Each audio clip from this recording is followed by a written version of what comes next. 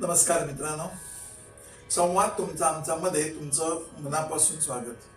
मित्र हो, आता आपण श्रीमद वासुदेवानंद सरस्वती स्वामी महाराजांच्या चरित्रातील आणखी एक पुढचा प्रसंग पाहणार आहोत. चला तर मग येत आहे ना.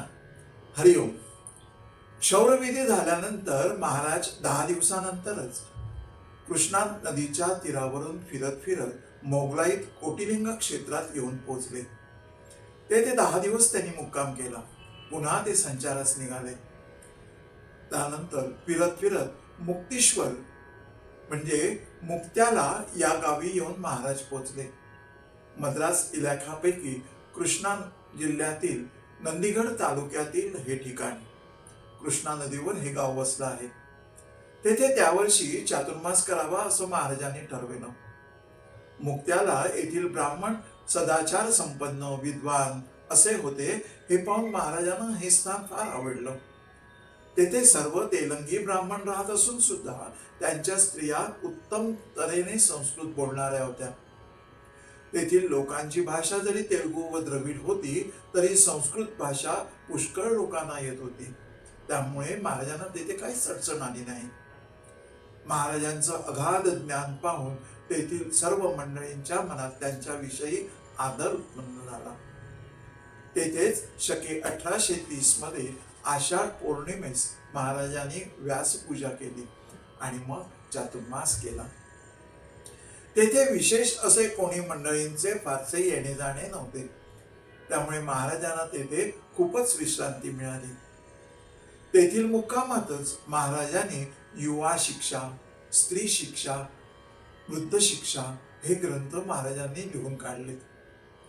तेथील चातुर्मास संपल्यावर भाद्रपद वद्यात ते निघाले आणि मग पुढे ताडवाई, नागेश या गाव जाऊन पुढे हंसला नदीच्या तीरावर येऊन पोहोचले. तेथे हंसला देवीचं स्थान आहे. येथे कृष्णा नदी व समुद्राचा संगम झालेला आहे.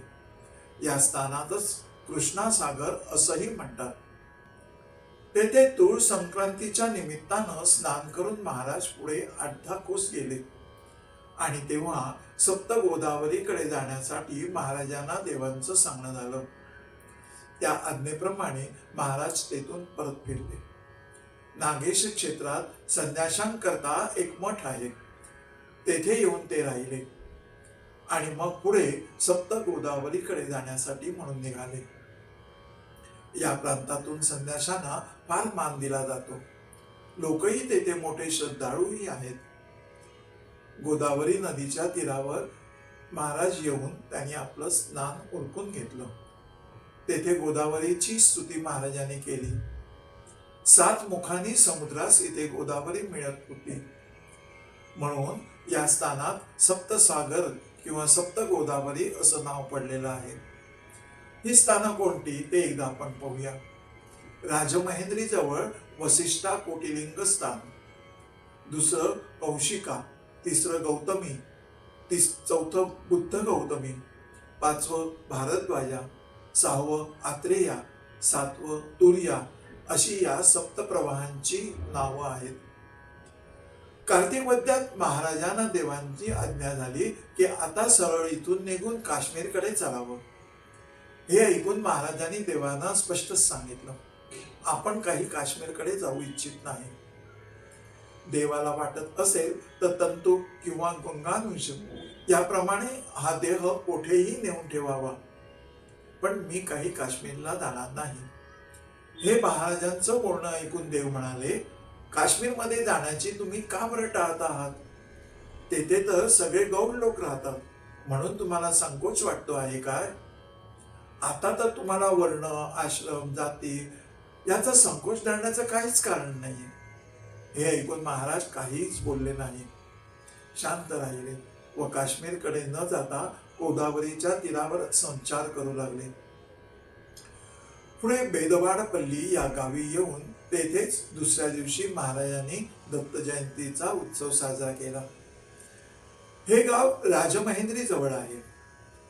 तेथून हळूहळू पुढे कोगूर, पाल्लर इत्यादी गावावरून जातानाच परमानंद स्वामी म्हणून एक उत्तम संन्यासी तेथे होते.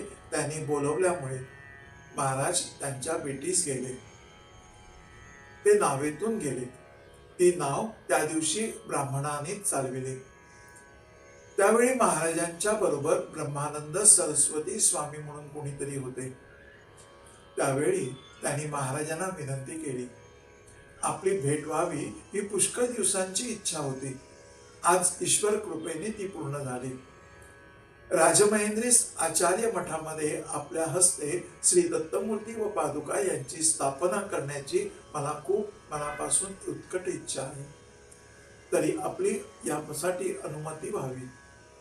हे ब्रह्मानंद स्वामींचं बोलणं ऐकून महाराजांनी ते मान्य केलं. त्यानंतर ब्रह्मानंद सरस्वती स्वामी राजमहेंद्रीस पुढे निघून गेले पुढच्या तयारीसाठी. पुढे महाराज राजमहेंद्रीस येऊन पोहोचले. तेथे पौष पौर्णिमेस क्षौर विधी महाराजांनी केला. महाराज नंतर पौष वैद्यात पिठापूर या गावी आले. येथेच श्रीपाद श्रीवल्लभांचा जन्म झाला होता. ते जन्मस्थान महाराजांनीच तेथे गेल्यावर लोकांना दाखवून दिलं. तोपर्यंत त्या स्थानाची तेथील लोकांना सुद्धा माहिती नव्हती. त्या जन्मस्थानी महाराजांनी पादुकांची स्थापना केली. त्या गावात काही ब्राह्मण श्रीपाद या आडनावानेच राहतात. अशीच आडनावं तेथील लोकांची आहे. शिक्षात्रयम शिक्षात्रयम व स्त्री शिक्षा अशा 2 ग्रंथांचं एकत्रीकरण करून त्याला शिक्षा चतुष्टम असं महाराजांनी म्हटलं आहे. हे आपण मागे पाहिलं होतं, नाही का? कुमार शिक्षा, युवा शिक्षा व वृद्ध शिक्षा या 3 शिक्षा मिळून शिक्षात्रय हा ग्रंथ तयार झालेला आहे. यातील कुमार शिक्षा याविषयी आपण मागच्या वेळेस जाणून घेतलं आहे, आठवतंय ना? आता आपण युवा शिक्षा व वृद्ध शिक्षा आणि स्त्री शिक्षा याविषयी जाणून घेणार आहोत. लक्ष द्या हा. युवा शिक्षामध्ये वैदिक उपासनेचे अंतरंग दाखवून दिलेले आहेत. कुमार अवस्थेतून युवा अवस्थेत पदार्पण करणाऱ्या मुलांसाठी अनुलक्षून अशी उपासना व त्याचा मार्ग करण्याचा उपदेश महाराजांनी या ग्रंथात करून दिलेला आहे. युवा शिक्षामधून तरुण पिढीला महाराज उपासनेबद्दल सांगताना असे सांगतात.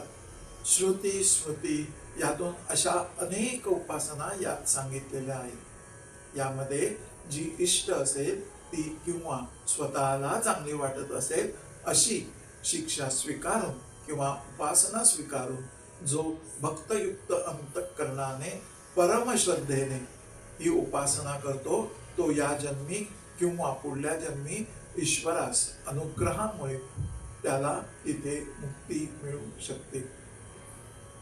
कलियुगातही अशी उपासना फलद्रूप होते आणि ती अशी होत असल्याने युवकांनी जरूर ती करावी व कृतार्थता प्राप्त करावी असं महाराज म्हणतात.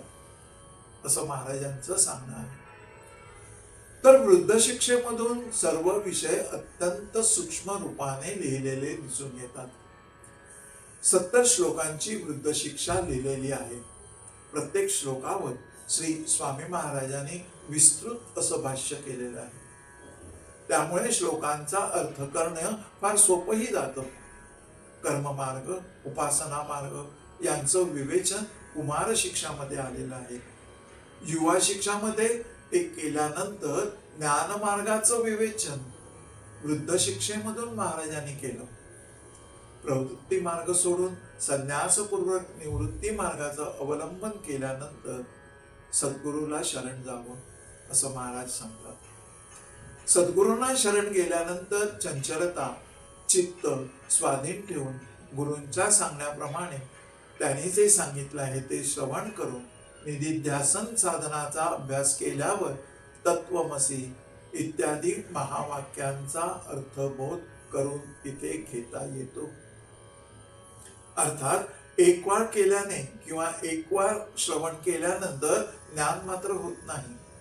त्याला सतत मनात निधिध्यासन करायची गरज आहे, आवश्यकता आहे असं महाराज यातून निवेदन करतात.